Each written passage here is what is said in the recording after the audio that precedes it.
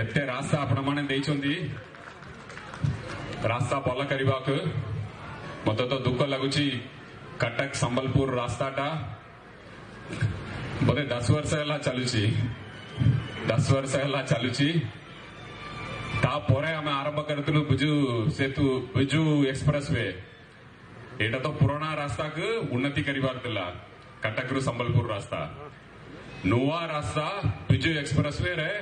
बरगढ़ रु अंपानी पर्यंत नुआ रास्ता हे गला ए पुराना रास्ताटा एबे पर्यंत ठीक लगु नहीं आमे आशा करिबा ए अंचल रु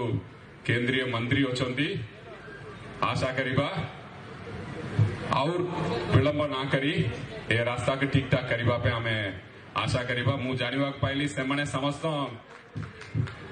जातीय राजपत्र जाऊ नांती सेमने निज गाड़ी चलाउछंती हमर राज्य राजपत्र स्टेट हाईवे रे सेमने बोलुछंती नेशनल हाईवे रे जाऊ नांती कौन करिबा लोक माने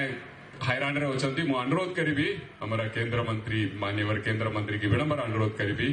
बहुत हो गला बहुत टाइम हो गला बहुत लोकंकर मृत्यु होइछे ए रास्ता रे ए रास्ता के ठीक करिबा पे मु विनम्र अनुरोध करिबी बोधे सारा भारत वर्ष रे ए रास्ताटा सबटू स्लो रे चलुची दुखर कथा से रास्ता ओडिसा रे होची अन्य रास्ता ठीक ठाक चलुची ओनली ए रास्ताटा संबलपुर कटक रास्ताटा पूरा पड़ी रही आशा करिबा।